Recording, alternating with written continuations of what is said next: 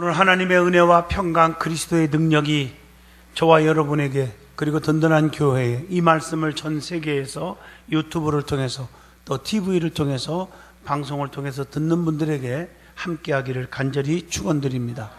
요한계시록 22장 12절과 또 마태복음 24장을 중심으로 말세의 마지막 주님이 하신 말씀 하는 말씀으로 은혜를 같이 나누고자 합니다. 오늘의 시대가 어떤 시대입니까? 말세라고 말을 합니다. 시대는 세 가지로 나누어 말할 수가 있죠. 첫째가 성부 하나님께서 역사하시던 시대입니다. 이 시대를 구약시대라고 말합니다. 성부 하나님께서 족장들이나 선지자들이나 사사들이나 또 왕이나 또 제사장들을 통해서 하나님이 자기의 일을 나타내 보이시고 역사하셨던 시대입니다. 둘째로는 성자 하나님, 즉 아들 되신 예수 그리스도께서 역사하던 시대입니다. 이 시대를 신약시대라고 말하는데 성자 하나님, 즉 예수님께서 직접 만나서 역사하던 시대입니다. 병을 고치고 죽은 자를 살리고 문제를 해결해 주시고 마음의 평강을 이루게 하신 주님의 역사입니다.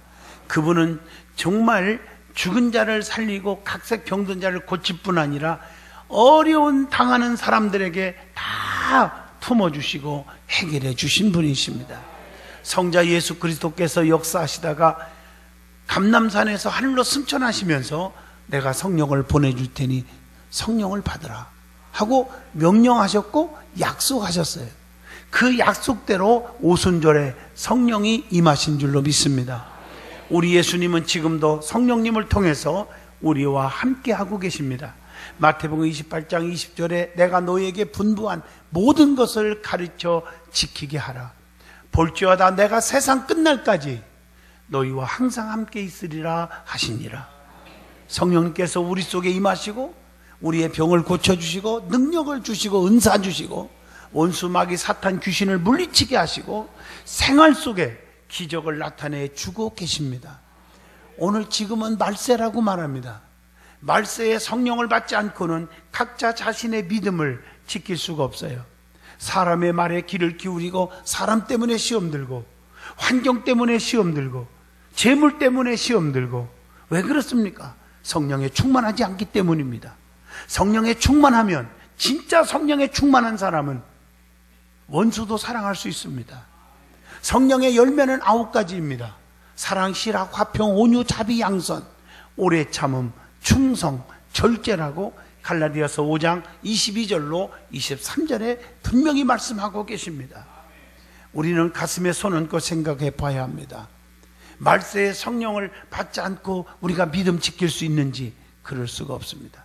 말세는 여러 가지로 표현합니다. 뭘 보고 말세라고 하느냐? 주님의 재림이 가까웠다 이런 뜻이고 주님의 심판이 얼마 안 남았다. 그래서 천국과 지옥을 갈라야 할 때가 왔다는 것입니다. 알곡이냐 열매냐 쭉정이냐 가라지냐 갈릴 때가 왔어요. 여러분 진짜 알곡과 열매는요 겉보고 모릅니다. 막 흔들어 보면 키 갖고 흔들어 보면 압니다. 평상시는 다 믿음이 좋은 것 같고 교회를 진짜 사랑하는 것 같고 주의 종을 진짜 존경하는 것 같아도 흔들어 보면 어려움 당해보면 압니다. 알곡은 안으로 자꾸 들어옵니다. 쭉정이는 밖으로 나갑니다. 그래서 우리 교회 지금 본당 올라오다가 2층에 그 키 하나를 걸어놓은 거 그래서 깨달으라고 걸어놓은 줄로 믿습니다. 오늘 여러분 세상에 정말 심판이 얼마 안 남았습니다. 그리고 세상에 종말이 가까웠다는 표현입니다. 그것보다 더 중요한 것은 신부된 성도가 신랑 예수 그리스도와 혼인잔치할 날이 가까웠다는 말과 똑같은 말입니다. 말세에 우리 예수님께서 여러 가지 말씀을 남겼습니다. 특별히 오늘 본문 말씀을 통해서 하신 말씀을 깊이 새기고자 합니다. 제일 먼저 속히 오겠다고 주님 말씀하셨습니다. 본문 12절에 보라 내가 속히 오리니 내가 줄 상이 내게 있어 각 사람에게 그가 행한 대로 갚아주리라. 요한계시록 22장 7절과 요한계시록 22장 20절에 보면 속히 오리라 이렇게 말씀하고 계세요. 우리 주님께서 심판하시는 재림의 날이 아주 가까웠다고 말씀하고 있는 교훈인 줄로 믿습니다. 창세기의 서론을 읽어보면 시작을 알려주는 말씀으로 기록이 되어갑니다. 그리고 요한계시록 마지막에 될 일을 알려주는 말씀으로 기록되어 있습니다. 그래서 창세기부터 요한계시록 성경 66권 하나님의 말씀인 줄로 믿습니다. 주님의 재림에 대해서 성경에 뭐라고 말씀했을까? 사도행전 1장 11절 보면 성도들의 최대의 소망이 있다면 주님의 재림입니다. 우리 성경에 보면 성경의 예언대로 우리와 여러분들을 위해서 이 땅에 오셨고 죽으셨고 부활하셨고 승천하셨어요. 그리고 다시 오실 것만 남았기 때문에 우리는 재림을 기다리고 있습니다. 주님의 말씀을 기억해야 합니다. 구약에서는 재림에 관하여 오시리라 이렇게 말씀했고, 신약에서는 재림에 관하여 오셨다. 말씀이 육신이 되어 이 땅에 오셨어요. 인카네이션 하셨어요. 성육신 하셨어요. 도성인신 하셨다는 말이죠. 지금 종말에는 다시 오시리라 이렇게 말씀하고 계십니다. 주님 재림 때의 상황에 대해서 말씀을 하고 있습니다. 주님이 이 땅에 재림하실 때 어떤 상황이 벌어지고 있습니까? 성경에 여러 가지 말씀하고 있어요. 마태복음 24장 40절 보면 두 사람이 함께 있다가 같이 있었는데 한 사람은 데려감을 당하고 한 사람은 버림을 당한다 이렇게 말했고, 마태복음 24장 41절에 보면 두 여자가 맷돌을 갈고 있는데 하나는 데려감을 당하고 하나는 버림을 받는다고 말하고 있습니다. 우리 주님이 오시면 분명히 심판하십니다. 그런데 주님이 언제 오신다겠어요? 마태복음 24장 42절에 도적같이 오시리라. 왜 도적같이 오신다고 비유로 말씀했을까? 도적은 생각지 않은 때 예고도 없이 갑자기 오잖아요. 마태복음 24장 44절 우리 예수님은 갑자기 오실 것입니다. 한눈 팔 때 정신 차려. 한눈 팔지 말고 세상의 쾌락에 돈에 눈이 멀어서 세상 일에 너무 바삐 움직일 때 주님이 오십니다. 도적은 밤에 오잖아요. 믿음의 암흑기에 믿음이 뚝 떨어졌을 때 주님이 오십니다. 여러분, 도적이 오면 이 손수건 하나 가지러 오지 않습니다. 이 컵을 가지러 오지 않습니다. 도적에게 이거 줘도 갖지 않습니다. 어떻게 하는지 보물단지만 골라서 싹 가지고 가잖아요. 우리 예수님은 도적같이 오신다는 말은 보배로운 성도, 성령으로 거듭난 성도, 깨어있는 성도, 성령 충만한 성도들을 데리고 올라갈 줄로 믿습니다. 그러므로 도적같이 오실 주님을 만나기 위해서 정신을 차리고 기도하라고 성경은 말합니다. 특별히 베드로전서 4장 7절로 11절에는 자세히 보시면 성도가 주님 맞을 준비해야 할 몇 가지 자세, 준비할 상황을 기록하고 있습니다. 그게 4장 7절에 보면 만물이 마지막에 가까웠으니 정신을 차리고 깨어 근신하여 기도하라. 두 번째 8절입니다. 서로 사랑하라. 사랑은 허다한 죄를 덮느니라. 세 번째입니다. 9절에 서로 대접하기를 원망 없이 하고. 네 번째입니다. 10절에 은사를 받은 대로 선한 청지기 같이 서로 봉사하라. 다섯 번째로 11절입니다. 누가 무슨 말을 하려면 하나님의 말씀을 하는 것 같이 하고, 누가 봉사를 하려면 하나님께서 공급하시는 쉼으로 하는 것 같이 하라고 가르쳐 줬습니다. 오늘 여러분, 말을 함부로 하지 말라는 거죠. 주님 오실 때까지 내가 말 한마디 함으로 인해서 상대방이 무슨 상처를 받았을까 생각을 해보고 하라는 것입니다. 입조심하라는 것이죠. 오늘날 많은 분들은 이간질의 영이 있어서 말을 함부로 함으로 인해서 성도 관계 회복을 끊어버리는 그런 사람들도 있습니다. 교회 오래 다녔다고 믿음 좋은 건 아니거든요. 덕을 세울 줄 아는 사람이 돼야 됩니다. 그게 인격적인 신앙인입니다. 교회 다니면서 기도한다고 막 소리는 치는데 행동하는 걸 보면 정반대예요. 원수를 사랑할 줄 모르고 남을 미워하고 헐뜯고 또 상처 주고 상처받고 잘못된 사람들입니다. 우리는 분명히 알아야 합니다. 무슨 말을 하려면 하나님이 하시는 것처럼 말하란 말이에요. 하나님이라면 뭐라고 말할까를 생각 좀 하고 말하는 거예요. 그게 주님 오실 때 맞을 준비하는 자세입니다. 자, 그러면 말세에는 마태복음 24장 49절로 51절에 보니까 악한 종들이 판을 친다고 예언하고 있어요. 거기 보면은 동물을 때린다고 했는데 이것은 교권 다툼, 권력 다툼을 의미합니다. 술친구와 같이 먹고 마신다고 했는데 이것은 직무유기를 말합니다. 그러나 주인이 엄히 때리고 벌을 준다고 성경은 말했어요. 이 말은 마지막에 주님께서 하나님이 직접 심판하신다는 얘기입니다. 그러면 주님의 재림의 징조에 대해서 성경에 뭐라고 말씀했을까? 제자들이 주님의 재림의 징조에 대해서 여쭤봅니다. 언제 주님이 오실 것입니까? 마태복음 24장 3절입니다. 예수께서 마태복음 24장 전체를 통해서 자세하게 우리에게 암시해주고 있습니다. 이런 일이 있거들랑 내가 심판하러 올 날이 가까웠다, 이걸 알으라는 것입니다. 그래서 불신자들은 성경을 안 믿어도 야, 말세야 말세야, 세상이 돌아가는 현실을 보고 세상의 종말이 가까웠다고 이구동성으로 말을 하고 있는 것입니다. 거기에 보면 마태복음 24장 5절에 많은 사람들이 자기가 예수라고 하며 미혹하는 일이 생긴다고 그랬어요. 이단들이, 사이비 집단들이 말세에는 판을 칠 것이라고 말하고 있는 것입니다. 수많은 이단들이, 사이비 집단들이 교회에 침투하여 미혹하고 있는 것을 보면 너무 때가 임박했다는 사실을 우리는 짐작하게 합니다. 지금 한국의 자칭 예수님이, 예수님자 붙이기가 좀 그러네. 예수가, 자칭 예수가 50명에서 100명이 있다고 그래요. 전부 이단들의 교주는 자기가 예수예요. 자기가 하나님이에요. 정말입니다. 처음에는 아닌 그런 것처럼 하고 세뇌교육이 된 다음에 하나님으로 딱 나타납니다. 그게 이단들이에요. 그래서 가정 파괴되고 재산 다 뺏기고, 왜 이런 일에 한눈 팝니까? 성도들을 미혹한다는 것이죠. 미혹에 넘어지지 않기를 축복합니다. 또 마태복음 24장 6절에 보면 이런 일이 있거들랑 때가 임한 줄 알으라는 말이 난리와 난리, 소문이 생긴다고 했어요. 국가와 가정과 교회에서 살인, 배반, 싸움이 일어날 것을 예언하고 있는 것입니다. 전쟁이, 싸움이 잦아진다는 것입니다. 그리고 7절에 보면 민족이 민족을, 나라가 나라를 대적한 일이 생긴다. 지금 현실이 그렇지 않습니까? 뿐만 아니라 마태복음 24장 7절 보면 곳곳에 기근과 지진이 있으리니 이것이 재난의 시작이니라.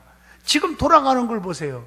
유엔에서 발표한 것을 보면 세계 식량 사정이 이제 손을 뗄 수밖에 없는 상황까지 왔다는 거예요. 심각합니다. 지금도 굶어 죽는 사람들이 수백만 명이나 됩니다. 아프리카 경우는 1초에 30명에서 50명씩 지금도 굶어서 죽어가고 있습니다.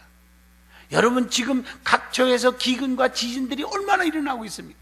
일본의 쓰나미, 고베 지진 사건, 타콜로마, 필리핀 쓰나미 사건, 수천 명이 다 죽어가고, 인도네시아에 몇 년 전에 20만 명 이상이 죽었는데 이번에도 쓰나미로 인해서 약 5천 명 이상이 지금 다 죽어가고 있습니다. 지금도 세계 각처에서 지진 공포에 떨고 있지 않습니까? 요즘에는 마음 놓고 여행도 못 가요. 안정지대가 없습니다, 지금. 그 다음에 말세에는 마태복음 24장 9절에 보니까 성도에 대한 핍박이 일어난다고 했습니까? 거짓 선지자들이 또 많이 남아서 많은 사람을 미혹해 한다고 마태복음 24장 11절에 말합니다. 그래서 말세에 내 믿음 지키고 흔들리지 말고 교회관에 뿌리를 잘 내려서 교회도 잘 정해야지 잘못된 집단에 빠지면 안 됩니다. 그리고 마태복음 24장 12절에 불법이 성함으로 많은 사람의 사랑이 식어지리라. 불법이 성하고 사랑이 식어져 가고 있어요. 말세에는 폭력과 불법이 난무하고 참사랑이 식어져 가고 이기주의자들이 난무하게 된다고 기록하고 있습니다. 정치와 사회와 또 국가가 너무 타락되어 가고 악해지고 있다고 성경은 말하고 있습니다. 그러나 끝까지 견디는 자는 구원을 얻습니다. 마태복음 24장 13절에 그러나 끝까지 견디는 자는 구원을 얻으리라, 이렇게 기록하고 있습니다. 성도는 아무리 환난, 핍박, 유혹이 와도 잘 이겨내야 합니다. 그러기 위해서는 성령의 충만함을 입어야 될 줄로 믿습니다. 요즘 보세요. 가정에도, 부부지간에도 이간질령이 누가 말을 함부로 해가지고 부부 사이에 헤어지게 하는 경우가 있잖아요. 그러나 끝까지 견디고, 아니야, 끝까지 견디고, 주님은 알아줄 거야, 믿음으로 견디면 행복한 가정을 이루지 않습니까? 끝까지 이기고 환난 속에서도 죽도록 충성하라. 그리하면 내가 네게 생명의 면류관을 주리라. 계시록 2장 10절에 말씀하고 계십니다. 그리고 말세의 징조 가운데 이 14절에 보면 복음이 세계 만방에 전파될 것이라. 인자가 올 날이 가까울 때 말이에요. 지금 복음이 들어가지 않는 곳이 없습니다. 전 세계에 지금 복음으로 꽉 차 있습니다. 이게 주님이 오실 날이 가까웠다는 것입니다.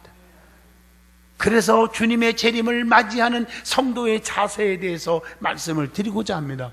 고린도전서 1장 7절과 빌립보 3장 20절 보니까 주님의 재림을 사모하고 기다려야 한다고 했습니다. 낮이나 밤이나 언제 오실지 주님을 기다리는 것입니다. 그리고 마태복음 24장 44절, 빌립보 1장 10절에 보니까 항상 기도하면서 깨어 있어야 된다. 잠자는 신앙을 가지고서는 안 됩니다. 마태복음 25장 21절, 디모데후서 4장 7절에 보면 선을 행하며 부끄럽지 않도록 힘써라. 진실한 크리스찬이 되라는 것입니다. 우리 주님이 제일 싫어하는 게 무엇입니까? 형식주의자들, 또 외형적인 사람들. 그래서 화 있을진저, 바리새이나 사두가이나 고라시나 벳세다야 화 있을진저라고 저주했습니다. 형식주의자가 되지 마세요. 그래서 우리 주님께서도 뭐라 했습니까? 겉에는 양의 옷을 입었으나 속에는 누락질하는 이리 같도다. 더 심한 말이 뭡니까? 해철한 무덤 같은 자들아. 겉볼 때는 양지 바른 묘 위에 잔디가 나고 아름다운 것 같고 보이지만 그 속에는 썩은 악취가 나는 송장 같은 자들아. 그런 뜻 아니겠습니까? 우리는 진실한 크리스찬이 되시기를 주 이름으로 축원합니다. 속고 그러지 마시고. 그리고 마태복음 25장 21절, 디모데후서 4장 7절에 맡은 직분, 맡은 사명에 사람 보고 충성하는 게 아니잖아요. 주님 앞에서 충실하여야 합니다. 그리고 고린도전서 1장 8절, 주께 양심적으로 책망할 것이 없도록 심써라고 말씀하고 계십니다. 그것뿐 아닙니다. 에베소서 5장 18절로 19절, 내 힘으로는 안 됩니다. 내 믿음 지키고 진실하기가 어려운 것입니다. 욕심을 버리는 게 쉬운 게 아닙니다. 그래서 스가랴 4장 7절에 힘으로 되지 아니하고 능으로 되지 아니하며 오직 여호와의 신으로만 된다. 그래서 우리는 성령으로 무장하라고 말씀하고 계십니다. 데살로니가 후서 3장 5절, 야고보서 5장 7절로 8절 읽어보면 시련 중에, 환난 중에, 고난 중에 인내하라고 말씀하고 계십니다. 그리고 디모데후서 4장 8절, 끝까지 믿음을 지켜라 권면하고 있습니다. 계시록 1장 3절이나 계시록 22장 7절에 보면 하나님 말씀을 읽고 듣고 행하는 자가 되라고 했습니다. 그리고 계시록 22장 14절은 날마다 자기의 잘못된 죄를 씻고 거룩한 생활, 성화된 생활, 믿음의 생활에 힘써야 한다고 말씀하고 계십니다. 자, 그러면 말세에 성도들이 해야 할 일이 있습니다.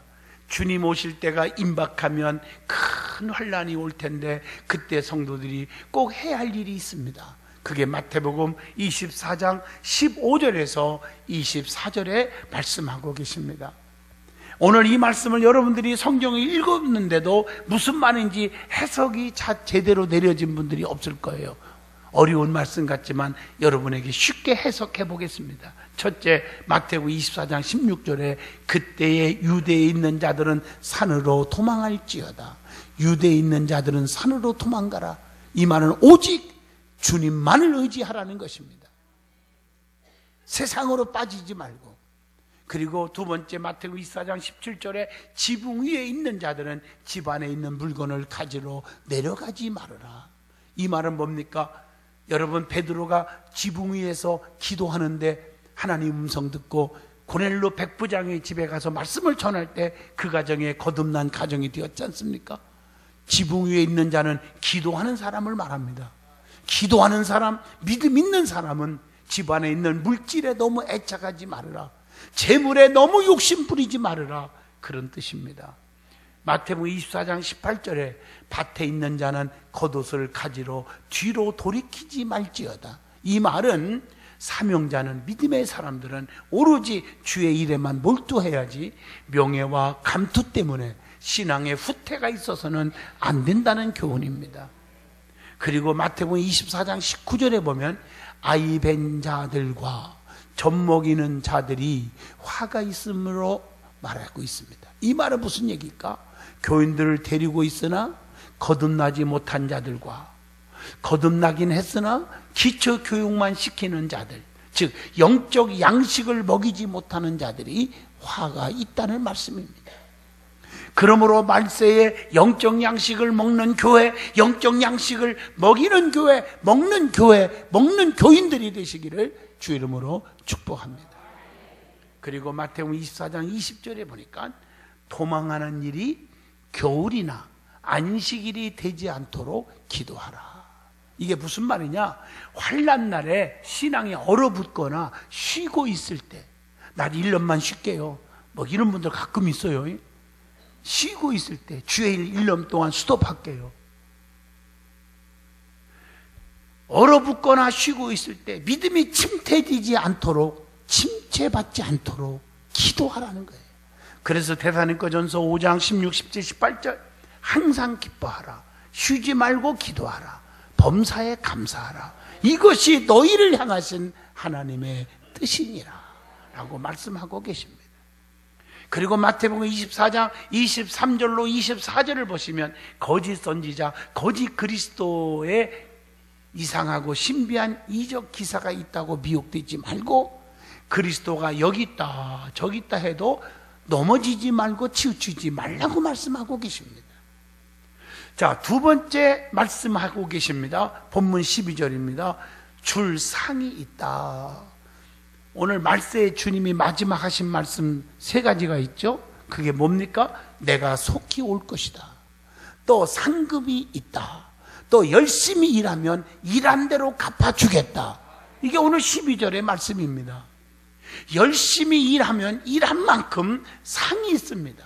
사도 바울도 상을 위해서 쫓아간다고 빌립보 3장 14절에 말해요. 사도 바울도 상을 향하여 달려간다고 했어요. 상은 바울에게만 주는 것이 아닙니다. 디모데후서 4장 8절에 바울이 말합니다. 주님의 나타나심을 사모하는 믿는 모든 자들에게도 주신다고 약속하고 있습니다. 여러분, 상은요 두 가지가 있습니다. 충성은 두 가지죠. 상 있는 충성, 상 없는 충성이 있습니다. 상 있는 충성이 뭘까요? 여러분, 에베소 3장 8절로 9절에 보면 사명적 충성, 사명감에 의해서 하는, 누가 나를 알아주고 누가 나를 뭐 칭찬하고 그래서 일하는 게 아니라 여러분 사명감에 의해서 일하는 거예요. 마태복음 6장 2절로 3절 은밀한 충성입니다. 누가 본다고 하는 게 안 봐도 열심히 하는 거예요. 작은 일에 충성. 마태복음 25장 21절 착하고 충성된 종아, 네가 지극히 적은 일에 충성하였으며 내가 더 많은 것을 네게 주며 네 주인의 즐거움에 참여할지어다. 또 값없는 충성. 마태복음 10장 8절 무슨 대가를 바라지 말란 말이에요. 목사님, 내가 이렇게 충성했는데 왜 안 안아줍니까? 근데 안아주기는커녕 왜 나를 오해하십니까? 엉터리입니다. 엉터리. 갈라디아서 2장 8절 재능대로 충성하는 거예요. 자기가 맡겨진 재능을 다 발휘해서 주님 앞에 충성하는 것입니다. 그리고 에베소 6장 24절 끝까지 충성입니다. 끝까지 변하지 말고. 그리고 계시록 2장 10절 환난 가운데서도 죽도록 충성하라. 그리하면 내가 네게 생명의 멸류관을 주리라고 그랬어요. 그러면 상 없는 충성이 뭘까? 여러분, 사업을 하는데 뼈 빠지게 일을 했어요. 고생 엄청나게 했는데 돌아오는 게 부도음이에요. 어음이 부도 났어요. 헛수고잖아요. 여러분, 하나님이 주시는 축복이 있어야 되는데 축복이 없어요. 여러분, 상 없는 충성 하나만 합니다. 그게 뭘까? 환경 따라 충성하는 겁니다. 비바람 눈보라치면 안 해요. 누가 나를 욕하면 일 안 해요. 기분 따라 충성. 사도행전 5장 1절로 4절. 어떤 사람은 부부싸움 한 번 하고서는 교회 안 나왔어요. 어떤 사람은 아들하고 싸움하고서는 주일날 아침에 같이 교회 안 나왔어. 여러분, 어찌 그런 신앙이 있습니까? 마태복음 6장 2절, 떠벌리는 충성. 막 자기 자랑, 자기 과시, 자기만 좀 잘났어. 이건요, 절대로 상이 없습니다. 그 다음에 마태복음 6장 7절, 보면 하고, 안 보면 안 하고, 알아주면 하고, 안 알아주면 안. 뭐 사람 앞에 알아주기를 바랍니까? 예수님은요, 예? 알아주기를 바랬습니까? 오히려 자기들 지옥 가지 말고 천국 가라고 그러고, 병든 자 고치고, 죽은 자도 살리고, 좋은 일만 했는데, 십자가에 못 박아 죽여라, 죽여라 손가락질해도. 아버지, 저들이 저렇게 의리가 없는데요, 저것들은 그냥 벼락을 내서 다 죽여주시옵소서. 성경에 그런 말 한 구절도 없습니다. 오히려 십자가상에서 피 흘리면서, 아버지, 저들의 죄를 알지 못하고 집니다. 철이 없어서 그렇겠죠. 용서하여 주시옵소서. 스데반 집사님도 그랬어요. 예수님만 그런 게 아니에요. 자기를 돌로 찍어 죽여. 피가 막 쏟아져. 그러니까 얼마나 화가 나겠어요. 내가 뭘 잘못했는데 너희들 지옥 가지 말고 예수 믿고 천국 가라고 그랬는데 어떻게 그럴 수 있냐. 돌로 나를 찍어 죽이다니. 피투성이 되는데 오히려 얼굴에 광채가 빛나. 인자가 하나님 우편에 앉은 것을 보았노라. 내가 불쌍한 게 아니라 저들이 불쌍해요. 아버지, 저들의 죄를 알지 못하고 집니다. 용서해 주세요. 그리고 마지막, 아버지, 내 영혼을 부탁합니다. 그리고 천국 갔잖아요. 여러분, 주님 오실 날까지 열심히 충성하면 반드시 보상이 있습니다. 마가복음 10장 30절 주님이 말씀하셨습니다. 그리고 세 번째 말씀한 게 뭘까? 본문 12절에 일한 대로 갚아주리라. 성경의 말씀은요, 심는 대로 거두리라, 수고한 대로 먹으리라, 행한 대로 갚으리라, 믿음대로 될지어다, 구한 대로 받으리라잖아요. 주님 오실 때까지 열심히 일하라고 했는데, 일은 뭐를 의미하느냐? 섬김, 봉사, 헌신을 의미합니다. 일은 세상에 일이 있고 주님의 일이 있어요. 여러분, 아무리 세상에 바쁘고 힘들어서 일 때문에 믿음 떨어지고 신앙 까먹으면요, 언젠가는 후회하는 날이 오지만, 내가 아무리 힘들어도 주의 일을 태반하지 않고 주님 십자가 붙잡고 믿음 지키는 사람은 아무리 망했어도 반드시 전화위복의 축복이 옵니다. 그걸 꼭 아셔야 돼요. 그래서 요한복음 6장 27절에 주님께서 썩는 양식을 위하여 일하지 말고 영생하도록 있는 영생을 위하여 일하라고 말씀하고 계십니다. 그래서 주님께서 추수할 것은 많되 추수할 일꾼들이 적도다. 마태복음 9장 37절. 겉볼 때는 참 일꾼 같은데, 중직 같은데, 오래 믿어서 열심히 할 것 같은데, 입술로는 그런데 진짜 일꾼이 없도다 라고 주님 말씀하셨어요. 성도는 구경꾼과 말꾼보다는 일꾼이 되시기를 바랍니다. 결론입니다. 주님은 속히 오신다고 했고, 오시면 반드시 상을 주신다고 했고, 일한 대로 보상해 준다고 했으니 여러분, 충성해서 하나님의 사랑받는 귀한 자녀들이 되시기를 축원드립니다. 기도하겠습니다.